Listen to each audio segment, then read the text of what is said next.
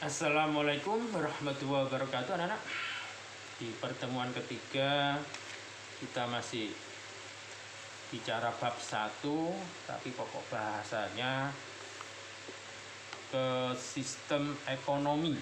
Ya, kalau kemarin kita terakhir bicara tentang biaya peluang. Nah, sekarang kita bicara sistem ekonomi. Nah, yang pertama mungkin ekonomi klasik atau sistem ekonomi tradisional. Nah, itu yang diterapkan di nenek moyang kita yang jadul itu. Nah, kita bicara ke sistem ekonomi dulu pengertiannya anak ya. Sistem ekonomi adalah perpaduan dari aturan-aturan atau cara-cara yang merupakan satu kesatuan serta digunakan untuk mengatasi masalah ekonomi dan mencapai tujuan dalam kegiatan ekonomi. Itu pengertian sistem ekonomi. Nah, sekarang kita bicara sistem ekonomi yang pertama, yang jadul, yang klasik, atau sistem ekonomi tradisional. Nah, ini kalau sistem ekonomi tradisional ini ciri-cirinya teknik produksinya turun-temurun, masih bersifat sederhana. Hanya menggunakan sedikit modal, pertukarannya sistem barter, belum pakai mata uang anak-anak. Belum mengenal pembagian kerja, masih terikat dengan tradisi ya anak-anak. Nah, kelebihannya kalau di sistem ekonomi tradisional itu menumbuhkan inisiatif kreatif masyarakat dalam mengatur kegiatan ekonominya. Bebas memilih sumber daya, timbul persaingan untuk maju. Nanti bisa menghasilkan barang-barang yang bermutu anak-anak ya. Kekurangannya anak-anak di sistem ekonomi tradisional ini rentan bergantung pada kondisi alam. Standar hidupnya cenderung rendah. Teknologinya juga sederhana dan tradisional. Nah, yang keempat itu menolak perubahan, yang keburukannya ini anak-anak. Ada teknologi yang lebih terbaru, biasanya mereka sulit beradaptasi. Kita masuk sistem ekonomi yang kedua, sistem ekonomi tersentral atau komando. Nah, mungkin saat ini di era modern ini sudah ditinggalkan negara-negara. Jadi negara-negara sudah sadar, sudah meninggal sistem komando, tapi masih ada satu negara yang tetap memakai sistem ekonomi komando. Mungkin kalian bisa nebak negara mana itu. Nah, negara itu disebut di Asia Timur, yaitu di Korea Utara. Jangan dikira Korea Utara itu teknologinya nggak maju-maju, tapi teknologinya dipakai untuk membuat mesin-mesin perang. Presidennya memang sistem presiden, tapi presidennya kayak kerajaan, masih kayak diktator gitu ya. Mungkin kalian sedang lihat kalau kondisi saat ini Korea Utara sedang krisis pangan yang parah ya. Nah, itu butuh bantuan dari negara-negara dari luar negeri, tapi kelihatannya negara luar negeri tidak mau membantu kecuali Tiongkok yang mau membantu ini anak. Tapi Korea Utara ini menakutkan karena dia punya senjata pemusnah massal. Apa itu? Senjata nuklir. Sehingga Amerika Serikat aja nggak berani itu mau menyerang Korea Utara. Kalau Irak diserang, Syria diserang, Libya diserang Amerika. Kenapa nggak punya senjata pemusnah massal? Kalau nyerang Korea Utara, ya Amerika sama dengan bunuh diri. Jadi kalau Korea Utara kalau diserang Amerika mungkin bisa jadi abu, tapi Amerika bisa jadi arang. Ya, pada sama-sama hancur. Ya. Nah, di ekonomi komando ini semua alat sumber daya produksi dimiliki dikuasai pemerintah pusat. Pekerjaan yang tersedia ditentukan oleh pemerintah pusat. Kebijakan ekonomi juga diatur oleh pemerintah pusat. Jadi sebagai rakyat itu tinggal nurut aja. Hari ini makan jagung, makan nasi, itu tergantung pemerintah pusat. Nah, kelebihannya pemerintah lebih mudah mengendalikan inflasi, pengangguran, dan masa ekonomi. Itu sepihak ya. Pemerintah menentukan kegiatan produksi sesuai dengan rencana sehingga pasar dalam negeri berjalan lancar. Relatif mudah dilakukan distribusi pendapatan. Jarang terjadi krisis. Faktanya krisis ya. Contohnya krisis pangan di Korea Utara. Kenapa krisis pangan? Pertaniannya hancur karena faktor musim. Ya, musimnya sekarang kan tidak bisa diprediksi. Mungkin kalau di Indonesia, contohnya petani-petani di tembakau di Madura, di Jombang, nangis itu ya, pada saat daun-daun tembakonya tumbuh subur besar, tahu-tahu ada hujan lebat, sehingga ya jatuh itu ya, bisa mati, harganya jatuh langsung gitu. Kelemahannya di komando ini anak-anak mematikan inisiatif individu. Yang kedua, terjadi monopoli. Masyarakat tidak punya kebebasan. Nah, sekarang kita masuk ekonomi yang kedua, sistem ekonomi pasar atau sistem ekonomi liberal atau kapitalis. Nah, ini biasanya dipelopori oleh Inggris, Perancis, dan Amerika. Ya, negara-negara yang maju itu ternyata sudah tidak memakai ekonomi tradisional atau ekonomi komando, tapi sudah pakai sistem ekonomi pasar. Nah, di sistem ekonomi pasar itu segala kegiatan ekonomi itu yang melakukan rakyatnya. Sedangkan pemerintah sebagai regulator atau wasit yang membuat aturan. Jadi masyarakatnya disuruh menentukan kegiatan ekonominya.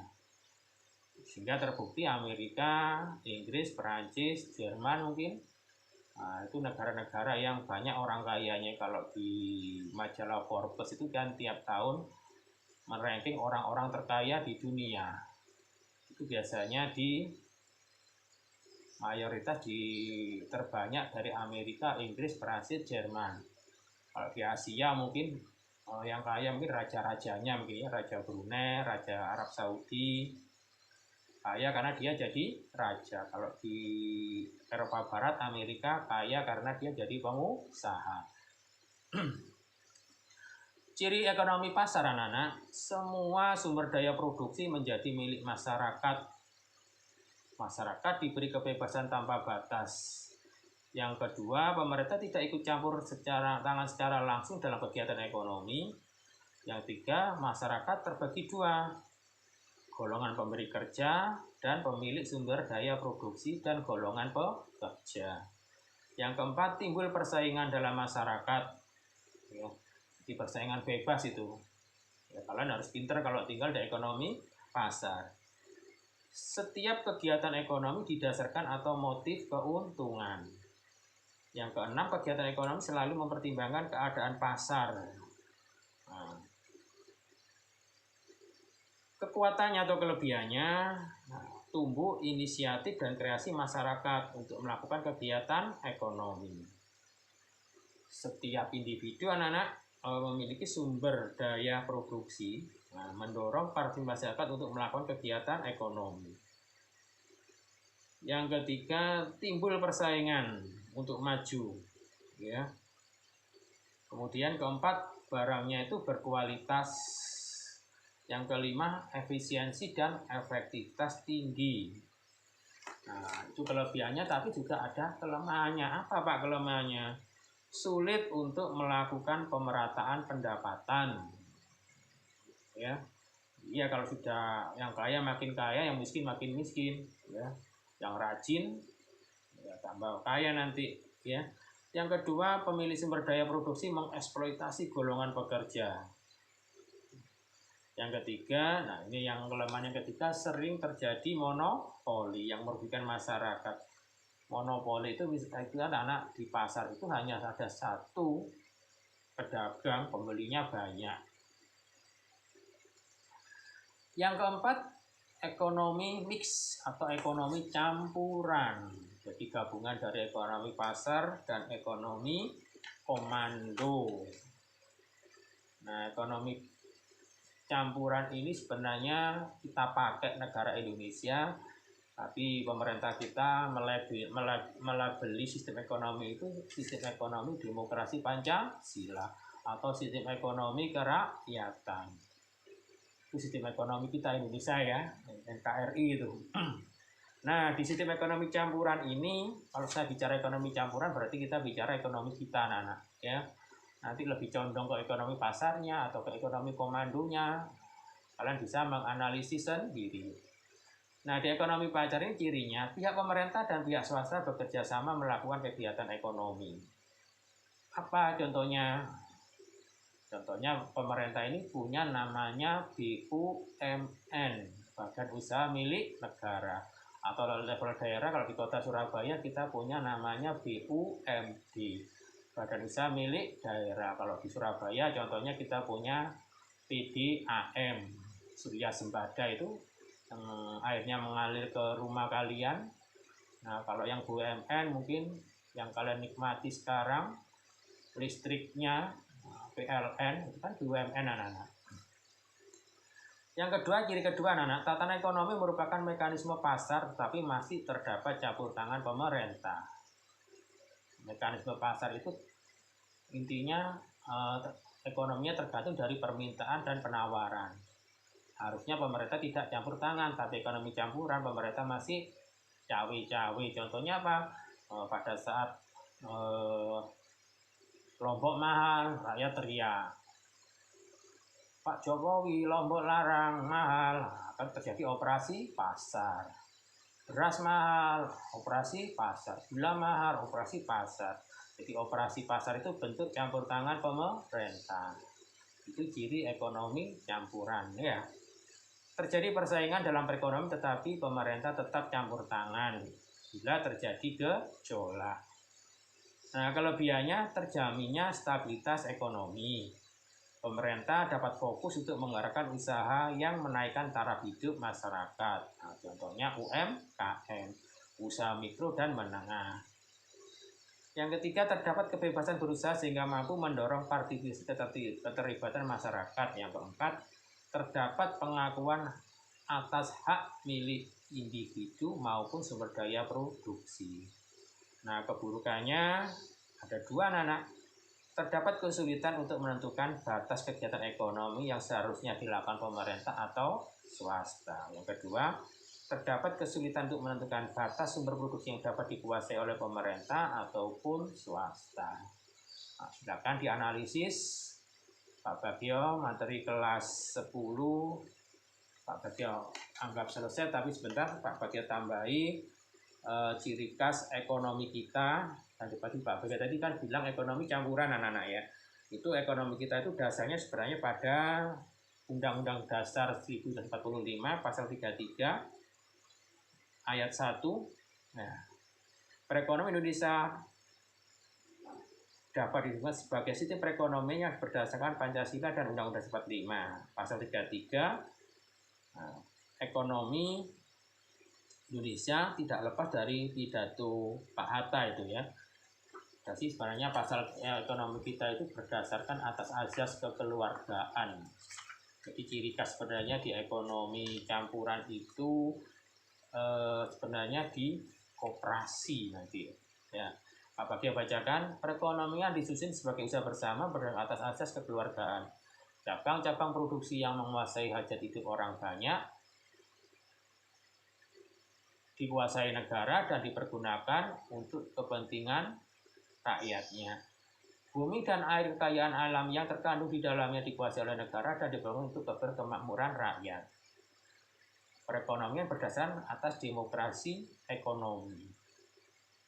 Nah, jelas anak-anak ya, itu sistem ekonomi kita sebenarnya pada lebih jelasnya kalian lihat di Undang-Undang Dasar 1945 pasal 33 ayat 1, 2, dan 3. Terima kasih Pak Bagio anggap materi bab 1 sudah selesai. Nanti ada tugas di pertemuan berikutnya. Terima kasih. Wassalamualaikum warahmatullahi wabarakatuh.